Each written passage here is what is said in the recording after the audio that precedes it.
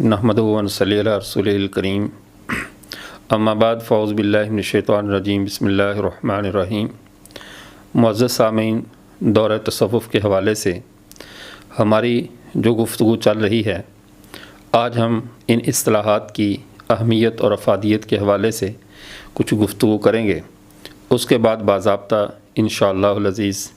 40 से कुछ ज़ायद इस्तिलाहात जो कि तसव्वुफ़ के तमाम जो मरातब हैं, तमाम जो सिलसिले हैं, उनमें तकरीबन वो इस्तिलाहात इस्तेमाल होती हैं, उनके हवाले से गुफ्तगू करेंगे।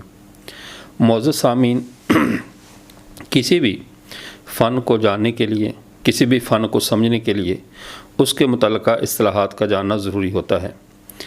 तसव्वुफ़ भी चूँकि मुस्तकिल एक फ़न है, एक इल्म है और तज़किया नफ्स का एक मुस्तकिल मकतबा फ़िक्र या एक नज़रिया है, इसकी अपनी इस्तिलाहात हैं। अल्फाज अमूमन एक जैसे ही होते हैं, लेकिन हर फ़न वाले अपने फ़न की ज़रूरत के मुताबिक उन अल्फाज को अपना मर्ज़ी का माना पहना देते हैं, ताकि अल्फाज का ज़ख़ीरा बढ़ने की बजाय अल्फाज महदूद रहें, लेकिन फ़न के अंदर जाकर उनका माना तब्दील हो जाए। हर फ़न ने और हर फ़न के माहिरीन और जो उनके मुज्तहिदीन थे, उन्होंने अपनी अपनी ज़रूरत के मुताबिक इस्तिलाहात को ईजाद किया। तमाम इस्तिलाहात किसी भी फ़न की वो मनसूस नहीं होती, इसलिए कि इल्म पहले मार्ज़ वजूद में आता है, उसके मुतल्लिक़ा क़वाइद व ज़वाबित, उसूल और इस्तिलाहात ये हमेशा बाद में बनती हैं। जैसे अहादीस मुबारका का ज़ख़ीरा जनाब रसूल करीम सल्लल्लाहु अलैहि वसल्लम के मुबारक ज़माने में आप सल्लल्लाहु अलैहि वसल्लम के इरशादात मुबारका को जमा करने से, आपके अफ़ाल मुबारका को कलमबंद करने से बहुत सा ज़ख़ीरा जमा हुआ। लेकिन फिर बाद में हदीस के मुतल्लिक़ा जितनी भी इस्तिलाहात हैं, ये बाद में मार्ज़ वजूद में आईं। मुहद्दिसीन ने जब अहादीस को अपनी शराइत पर, अपने तरीक़ाकार पर परखा,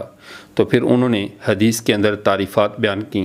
कि सही हदीस की तारीफ़ ये होगी, हुआ मत्तसल सनदुहु बिलअदूल ज़ाबितीन मिन गैरि शुज़ूज़िन वला इल्लतिन, वो हदीस जिसकी सनद मुत्तसिल हो, रावी आदिल हों, उनका ज़बत मज़बूत हो, हदीस शाज़ भी न हो और उसमें इल्लत क़ादिहा भी न पाई जाए, तो हदीस सही होगी। ये 5 शराइत इमाम बुखारी रहमहुल्लाह और इनके बाद वाले हज़रात ने इस पर सख्ती से अमल करने की कोशिश की,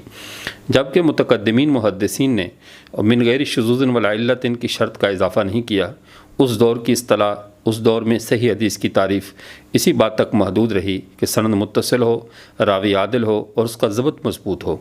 इसी तर्ज़ पे इल्म तफ़सीर, इल्म फ़िक़ा और इल्म जो है वो मंतिक है और इल्म उरूज़ है, इल्म क़वाफ़ी है, हर फ़न के माहिरीन सामने आते रहे और उसके क़वाइद को मुरतब करते रहे। और इसके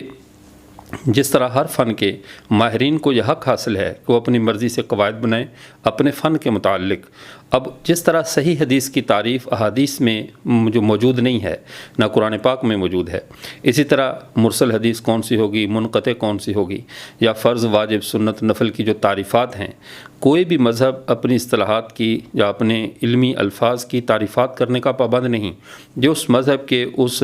यानी मकतब इल्म के जो साहब इल्म होते हैं, जो साहिब फ़न होते हैं, वो फिर इस्तिलाहात को मुतय्यन करते हैं।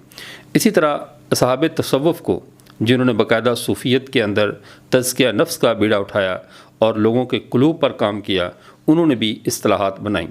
अब इनसे इस मामले में शिद्दत इख्तियार करना कि अपनी हर बयान करदा इस्तिलाह पर हमें कुरान से दलील दो या हदीस मुबारका से दलील दो, ये ऐसे ही कम अक़ली है जैसा कि किसी मुहद्दिस से ये कहा जाए सही हदीस की तारीफ़ कुरान से दिखाओ या सही हदीस की तारीफ़ हमें जो है वो हदीस मुबारका से, हदीस मरफ़ू मुत्तसिल से दिखाओ। जिस तरह मुहद्दिसीन को हक़ हासिल है कि हदीस की तारीफ़ करें, उसमें सही ज़ईफ़ की तक़सीम के एतबार से अपने क़वाइद को बयान करें, इसी तरह फ़ुक़हा को हक़ हासिल है कि अपने फ़न के अंदर जिस को फ़र्ज़, वाजिब, सुन्नत, नफ़ल, मकरूह, मुस्तहब, मंदूब, मुबाह जितने भी अहकामात हैं उनकी तारीफ़ात करें, उनके अहकामात को मुतय्यन करें। इसी तरह इल्म मंतिक वाले, इल्म शेर वाले हर मामले में अपनी जो बहर है, रमूज़ है या जो भी उसकी क़वाफ़ी है, हर फ़न को वो बयान कर सकते हैं। तो सूफ़िया कराम को भी ये हक़ हासिल है कि अपने तसव्वुफ़ की अपनी मर्ज़ी से इस्तिलाहात बयान करें और ये उसी फ़न के लोग ही इस काम में बात कर सकते हैं। हर कस व नाकस को इसका हक़ हासिल नहीं है। तो तसव्वुफ़ की इस्तिलाहात اس میں بہت سے الفاظ ہیں جو عام ہمارے معاشرے میں بولے جاتے ہیں، لیکن جب ان کا معنی ہم تصوف میں لیتے ہیں، کیونکہ تصوف باطنی گندگیوں کو دور کرنے کا نام ہے، تصوف تزکیہ نفس کا نام ہے، تصوف وزر الظاہر الاسم و باطنہ کا نام ہے کہ ظاہری گناہوں اور باطنی گناہوں کو چھوڑ دینے کا نام ہے۔ اس کو آپ یوں سمجھ لیجئے جیسے اللہ تعالیٰ نے قرآن پاک میں اہل بیت کا تذکرہ کرتے ہوئے ان کے بارے میں ارشاد فرمایا کہ ہم نے ان کے دلوں ان سے رجس کو ختم کر کے ان کو پاک اور صاف کر دیا۔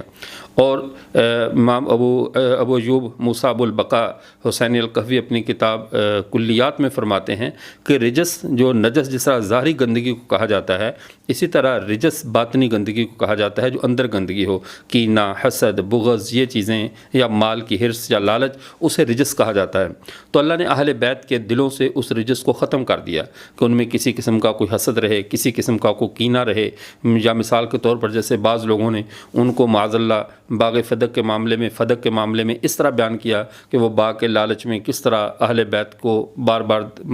باہر لاتے رہے اور ان کو یعنی ایک احتجاج کرنے والا شو کیا، یا یہ کہا گیا کہ سیدہ فاطمہ الزہرا رضی اللہ تعالیٰ عنہ اپنے دل میں ناراضگی لے کر جو ہے وہ دنیا سے گئیں فلاں شخص سے، فلاں صحابی سے۔ تو یہ ساری وہ باتیں ہیں جو قرآن کی نص کے خلاف ہیں۔ قرآن نص ان اہل بیت کے دلوں سے کینہ، بغض، ناراضگی، لالچ اور حسد کو دور کرنے کی گواہی دے رہی ہے، اور یہ طبقہ ان کے دلوں میں ان باتوں کو ثابت کرنے کی کوشش میں ہے۔ اور تصوف چیز اسی کا نام ہے کہ دل کے اندر سے جتنی باطنی غلاظتیں ہیں ان کو صاف کر دیا جائے۔ وہ صاف کیسے ہوں گی؟ اس کے لیے جس طرح حدیث کے سمجھنے کے لیے اس کا ایک اپنا نصاب ہے، حدیث کو پرکھنے کے اپنے قواعد ہیں، اس طرح تزکیہ نفس کے بھی اپنے قواعد اور اپنی اصطلاحات ہیں۔ انہی قواعد اور اصطلاحات پر چونکہ یہ ضروری ہے کہ ان قواعد اور اصطلاحات کو جانا جائے، وہی لفظ جو عام معاشرے کے اندر کسی اور معنی میں استعمال ہوگا، جب وہی لفظ تصوف میں آئے گا تو اس کا معنی بدل جائے گا، اس کے حکم بدل جائے گا، اس کی حیثیت اور حقیقت بدل جائے گی۔ چونکہ تصوف کی اور لائن ہے، الفاظ وہی رہتے ہیں